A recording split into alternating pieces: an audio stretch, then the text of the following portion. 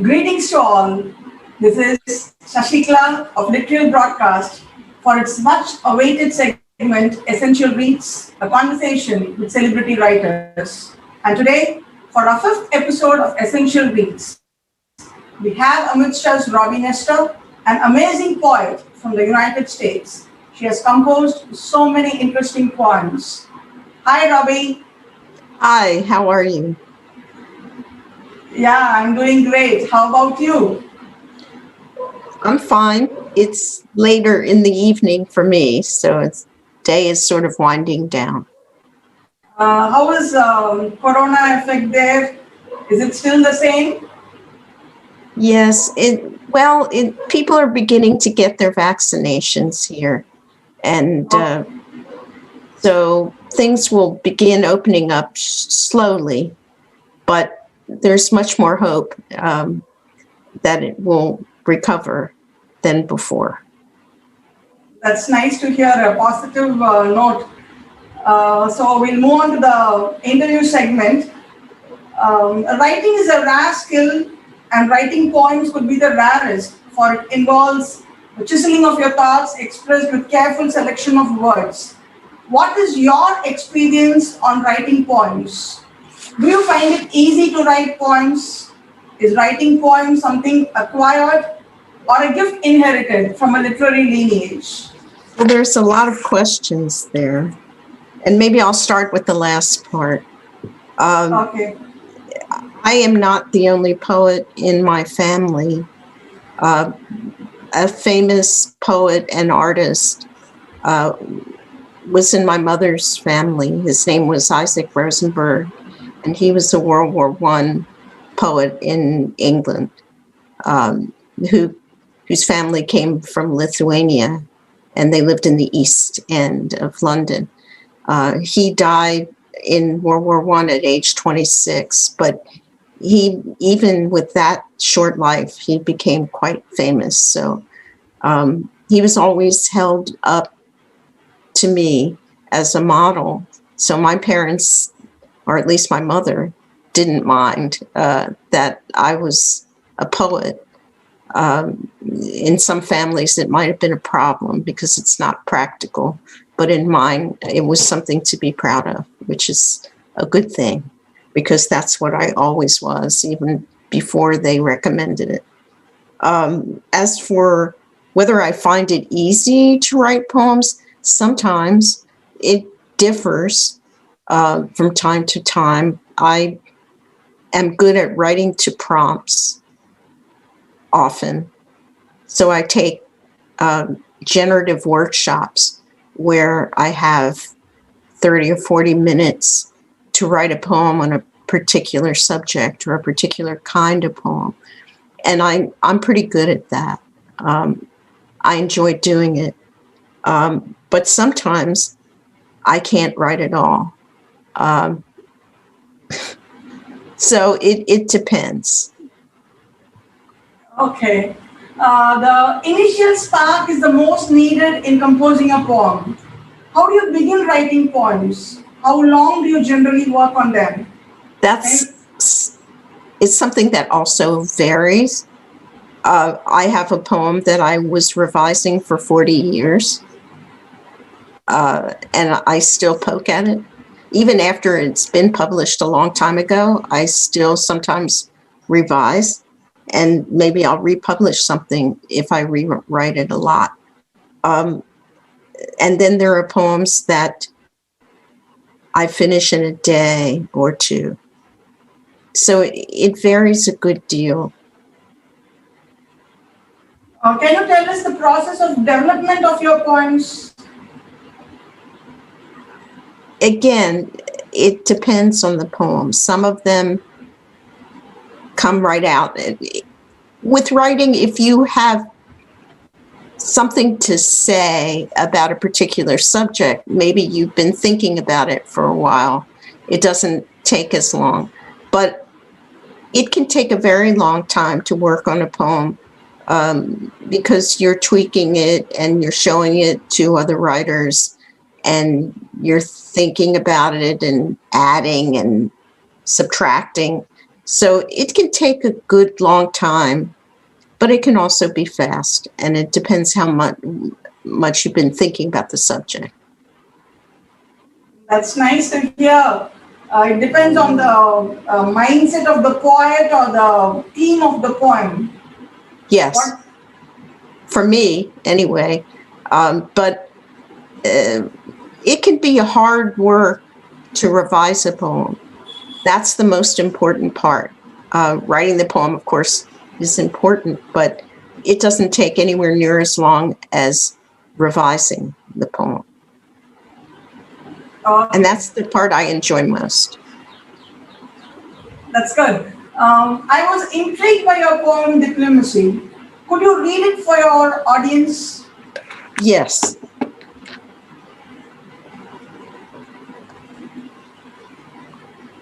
Diplomacy. Oh, enemy, oh, friend, you are closer than my ear. I dream night after night of your face, larger in the shadows than my own, as we circle one another, two planets caught in a pas de deux. For years, we have studied one another, imagining how to strike. Yet in truth, we have not come closer than a thought, flaring our fins like fighting fish, beautiful in our fury. What if we break these glass walls?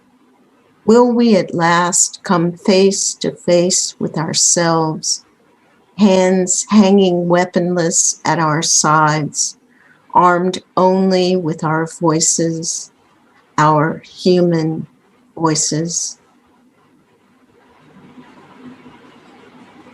That's awesome. In your poem, Diplomacy, you envision political enemies with hands hanging weaponless at sides. Do you believe that violence can be eradicated through diplomacy? I think it's a good thing to try. I was thinking about the Israelis, the Palestinians, because I'm Jewish and my parents met in Israel in the 1940s when they were on a kibbutz together, one of the first kibbutzim. And they left rather disillusioned by the violence and hatred. And they taught me that way, and I feel that way about it. But I always hope that we can overcome our mutual trauma and find some common thread, because we are so much alike. But I was also thinking about our country in America and the heightened division, state of hatred. So, and even those parts of ourselves that we shun and reject. So it's a pretty broad canvas that I'm drawing on there. It's not one particular national conflict. It's a sort of allegory as well as reference to real conflicts in the world. And I hope and believe that diplomacy will sometimes land on fertile soil. So it's always worth a try. That's the need of the hour too. In the poem, you describe the anger and aggression by comparing it to a fish as a simile, flapping our fins like fighting fish. Why did you do that? Well, I wish I could show you a picture of a betta, a Siamese fighting fish. It's necessary for poets to know about a lot of subjects other than poetry in order to make apt and accurate descriptions of ideas and feelings, and that makes them accessible to an audience. So in this case, one of my lifelong interests has been tropical fish. And the betta is, you might have seen it, it's a freshwater fish, originally I think from Thailand, but in the wild, it's very ordinary. But selective breeding has made it, especially the males, quite spectacular, and they have long flowing fins. And if you can't keep more than one male betta in a tank, because he'll rip up and kill another male for territorial conflicts. So they have long, silky looking fins like the petal of a flower, an orchid. So that's what I was thinking about. And that's what a metaphor does. It creates a visual image. It uses familiar objects that are unrelated to make the audience familiar with an idea. That's indeed an odd, rare, and a beautiful simile that you have used in that poem. Your poems are music to the ears and nourishment to the spirit. They are modern, yet retain a timeless aura. How do you make this possible? A lot of work. I read poets that I admire, and I learn from them, and I do my best to achieve what they have in my own way. So your effort, the effort that you have put in, your hard work, your deepened thoughts, all create that kind of an impact. That's awesome to know the writing side of you. At the same time, any human has his own strengths and weaknesses. What do you consider as your writing kryptonite? Well, I'm not very good at experimental or avant-garde poetry, but who knows, someday I may take up an interest in it. Right now, I'm not so interested in it. And also, I don't like obscurity. If something seems obscure, it's not accessible, I am impatient with it. So it's a kind of a candid confession that you have made now.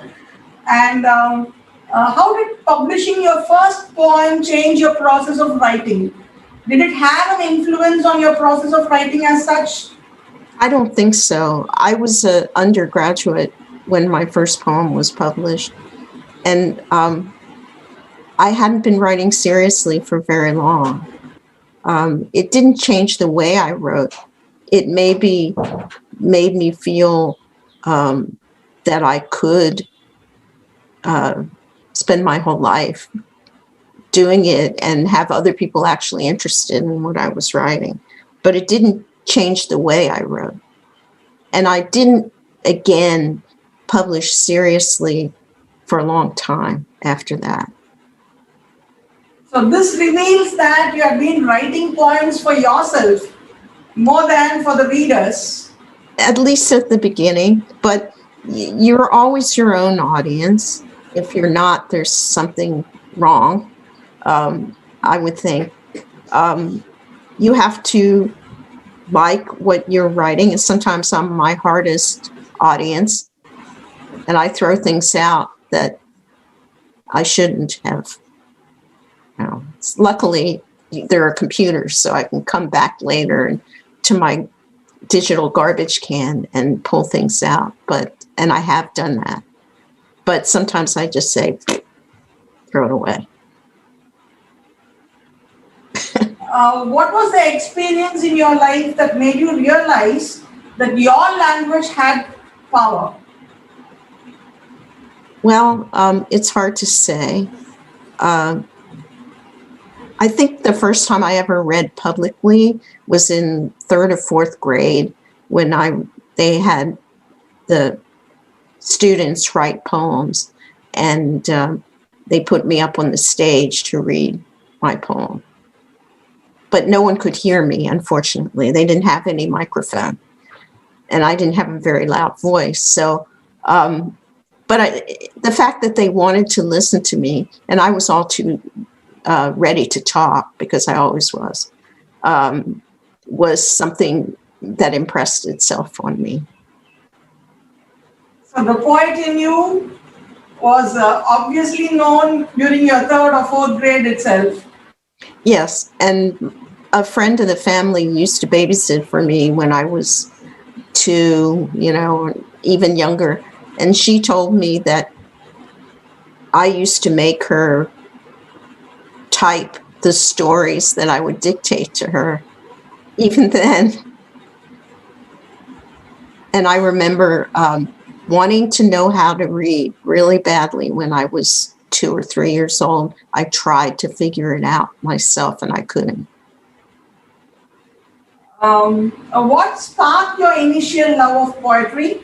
Is it the reader in you or the writer who fell in love with the act of writing? I think it begins with reading. I'm a very fast and obsessive reader, and our tradition, the book is a sacred thing. And every Friday, which is Shabbat, the Sabbath, my father used to bring home a book when I was little and read it to me. So I always had the feeling of how awesome and important books were, and writers, right? It was a very important thing to be for me. So I naturally wanted to be one, but of course I was already heading in that direction as far as my natural abilities were concerned. So this natural ability has made you what you are today. And the willingness to work on it, because there are many natural abilities that we all have that we ignore. That's great. Any writer will have his or her own toughest time in their profession. Was there ever a time when you thought writing was harder than any other profession in the world? Yeah, well, every time you try to publish something it's difficult. For instance, that poem, Diplomacy, nobody wanted it for years. They weren't interested in it, and I knew it was good. So I kept sending it out.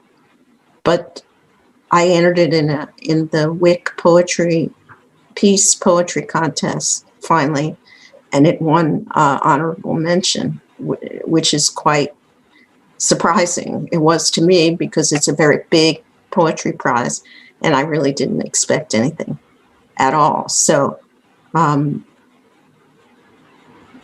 that sort of thing has happened to me a couple of times with poems that nobody else wanted. So it's only the publication process you found the difficulty. The difficulty was not within you. It's very competitive. There are thousands of very good poets in the United States, and it can be very expensive. You have to pay people to read your manuscript. I don't believe in self-publishing because you need an audience and you need professionals to do graphics and editing and that sort of thing, to edit your own work. You can't really get that kind of distance from it. You need professional help. And unless you have money to have someone else do it, you should have it done professionally by a publisher. At least that's how I feel.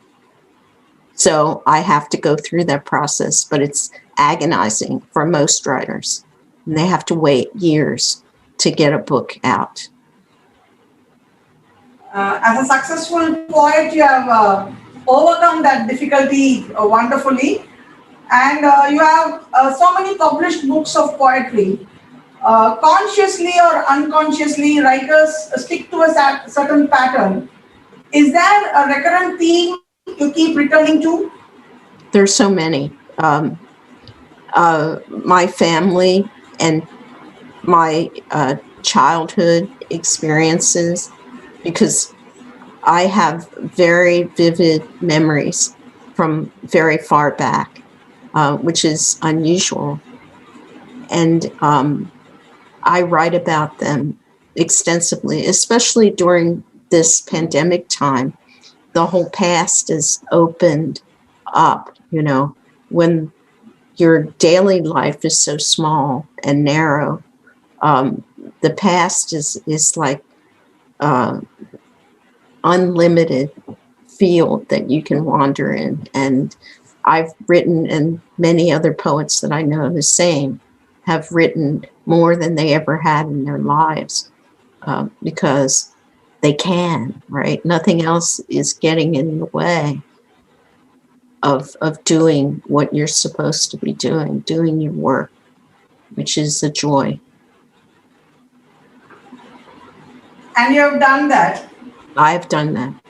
So I have 3 manuscripts, and also I edited an anthology called The Plague Papers, because at the beginning of the pandemic, when we were all sheltering in place, I said, well, gee, what are we going to do now for our everyday lives? I love visual art. I like to go to museums, and I write a lot about art and collaborate with artists.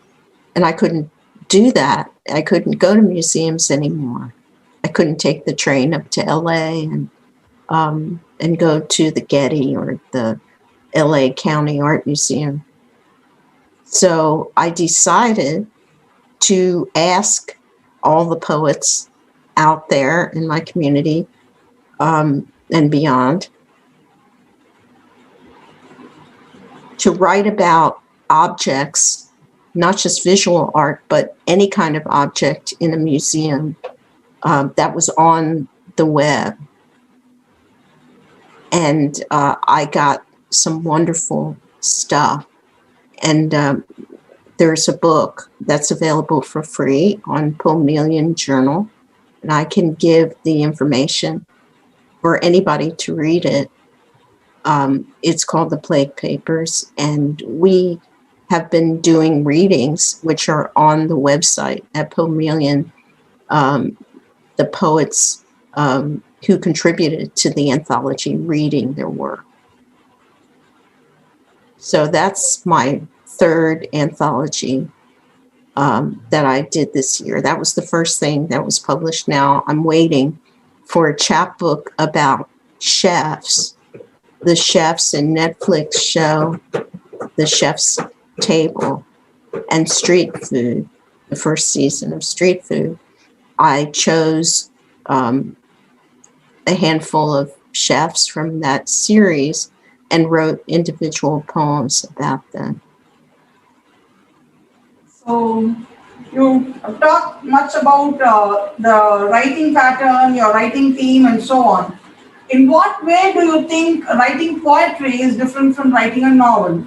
Well, I've never written a novel and I don't write fiction, but I have a Ph.D. in comparative literature, and my interest as a scholar is in studying the modernist novel.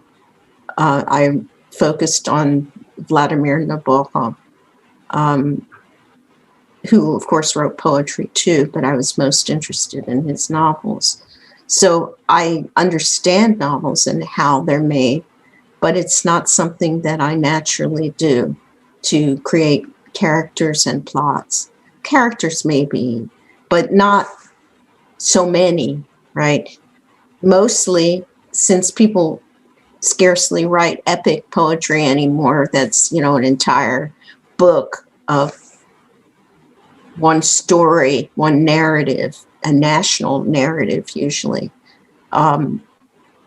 It happens occasionally, but very occasionally. The lyric poem is about one moment. So it's a short, quick burst, very different from novels, which take a lot of sheer physical work of, 8 hours a day sometimes. It's like a sprinter and a long distance runner. It's a different skill. So you have always preferred to be a poet. The language power in you has chosen the track of becoming a poet. Yes, that's where my strength lies. That's good. I admire novelists, and I know some people. I have a friend who just published 2 books. One was a novel and the other was a book of poems, and I admire her very much because of her ability to do that. But I don't do that. Your collection otherwise has 4 sections: them, us, me, and the others. Yes. What do those sections indicate or signify, especially those titles? Yes. Well, those are themes that I come back to over and over again in all of my books. But the first section is about animals and plants, creatures of the natural world. The second section is about human relationships. The third section is personal history, and there are a lot of trauma poems in that section of that book. The fourth section is the imaginary creatures, literary or legendary mythological creatures. So there are things like Martians and angels and Greek things from people from Greek mythology and from the Bible. And really those themes crop up in all of my books too. Your poems have amazing titles. What role should a title play for a poem, especially for beginning writers? What is important to consider when titling a poem? Well, I always told my students in composition classes, expository compositions, that the title is very important because it tells your reader what you think you're writing about, right? What you want to say. And I think quite often that's true for poems too. So a poem can seem to be about some other subject completely, but if you give it a title that indicates, no, here's what it's really about, and this is a metaphor for that idea or subject, that will change the way the reader receives the poem. So the titles are very important, and they may be the last thing that you assign to the poem. Thank you, Robbi. That would be really useful for amateur poets. What do you see as the role of poet in modern day society? Well, I think that poets are very important because they speak what they think to be the truth, and they are not afraid of being considered outrageous or different or politically incorrect. They speak the truth as they see it. And we need that, especially now when the world is so full of lies. So, truth blended with imagination, will that Yes. help? Yes, well, it comes from clear sight and intelligence as well as emotional honesty. That's fantastic. Emotional honesty. It's a different term that we have heard from you today. The poets need to think a lot about it. Rather than covering something with the whole of imagination, if the emotional honesty is going to be retained in a work, that's going to be a wonderful contribution from the poet's side. I hope so. I think I agree with the Romantics that the poet is the unacknowledged legislator of the world. Of course, Plato would have thrown us out of his republic, but I think we're needed. I know we are. Okay. Robbi, what is your current writing project? When is it likely to be published? Can you tell us a few words about it? Well, the Chef chapbook is the book that I think will be published next. I mean, I'm finished with writing it as far as I know, but I'm hoping that the publisher who has it now will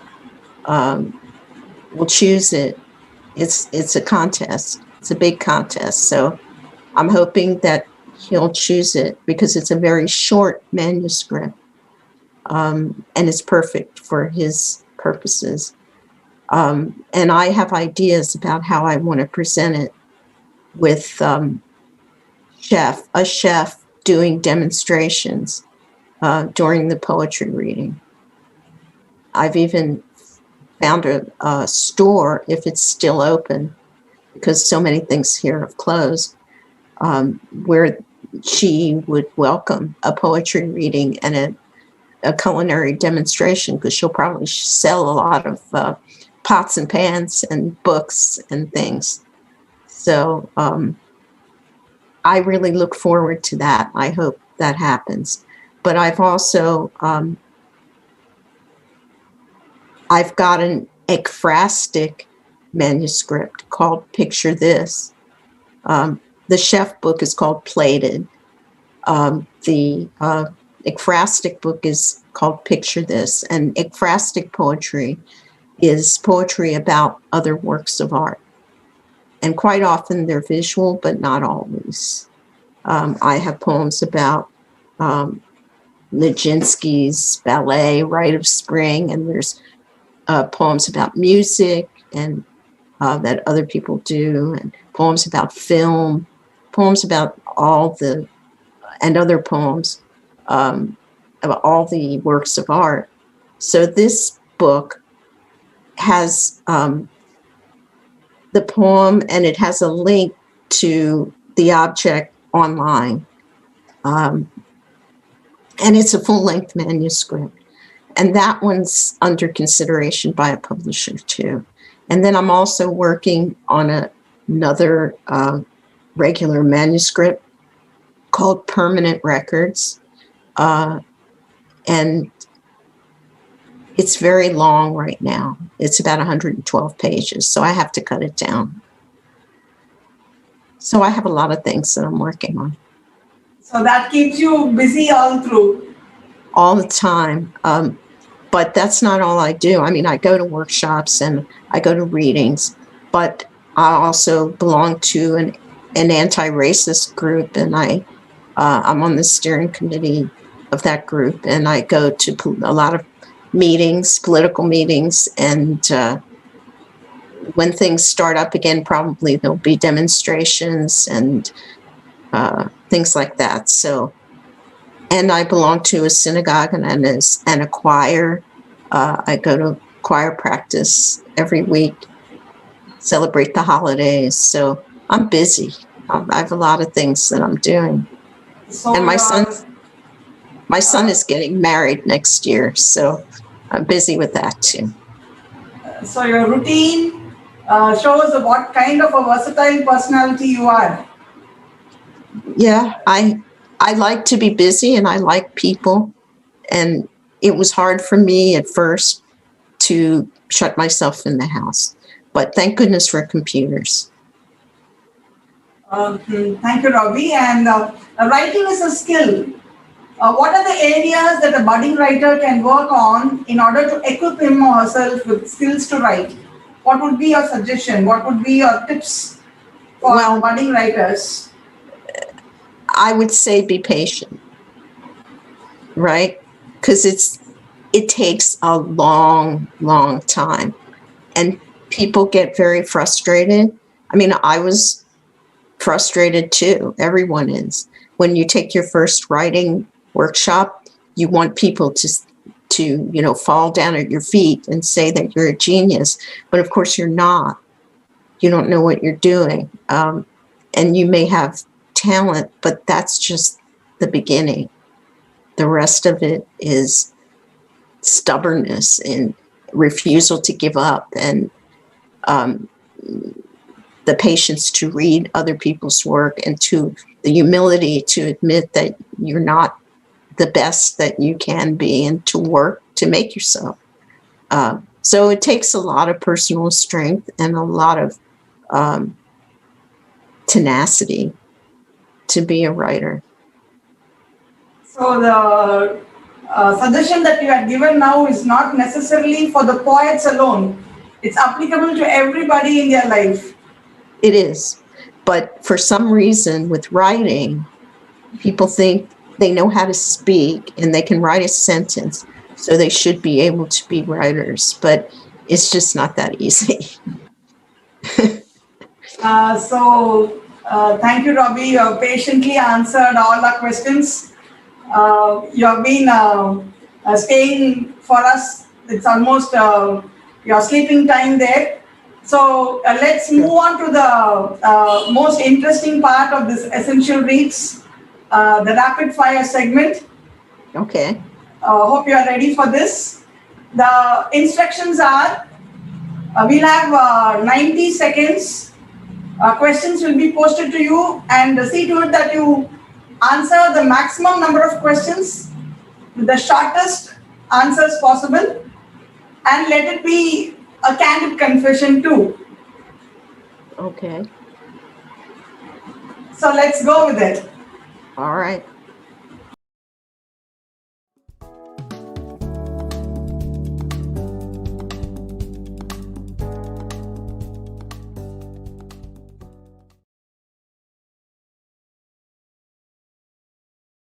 That made you a stronger person. The last experience that made me a stronger person was when both of my parents died within 4 days. In 2010. What's one thing no one knows about you? I don't think there is anything that no one knows about me. Which is more preferable, being nice or being fair? Being fair. What does a person need to be happy? A person needs to be heard. If you could ask God one question, what would it be? Why are human beings so full of hate? Name a word that starts with the letter Q. Quiet. What is the most boring thing ever? Math. Have you ever stolen anything? Yes. Do you want to know what? Yes. Okay, when I was 3 years old, I stole a newspaper because I thought that I could learn to read from it. And Thank you, Robbi. Thank you. You have made this session a wonderful thing. And now our YouTube audience are waiting for the Q&A session. Let's go ahead with that. All right. Thank you.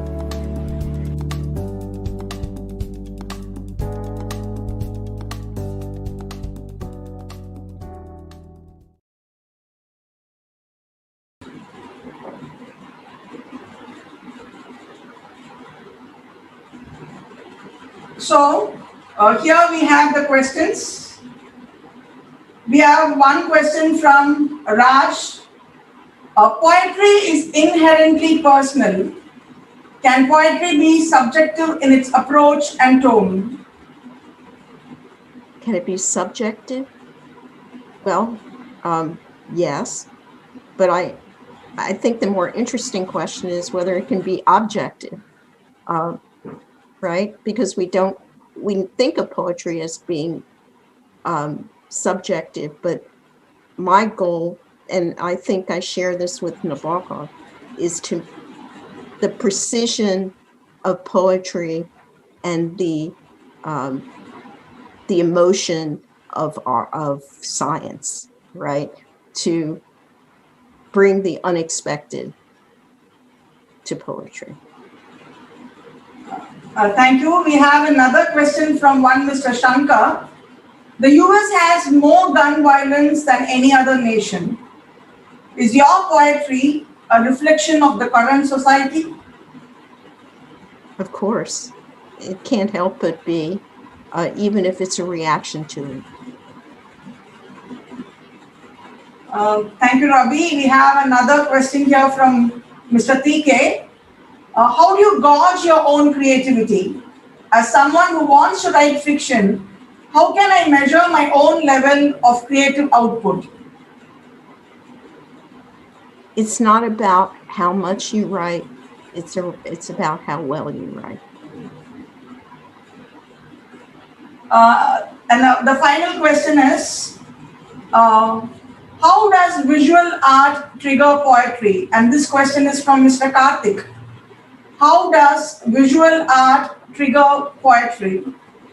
Well, it triggers it for me because I'm an ekphrastic poet. There are many different ways that you can approach a visual art piece. You can speak as one of the figures in the artwork. You can consider the life of the artist who made it and this painting as some kind of indication of that person's mental state or life. The period, you can approach it in so many ways. It gives you a parallel universe to explore. So that's how it triggers me. Yeah. Thank you, Robbi. You have patiently answered all the questions from our viewers. We'll be happy if you could address the audience and tell a few words to them before we leave. Thank you very much for tuning in and for listening.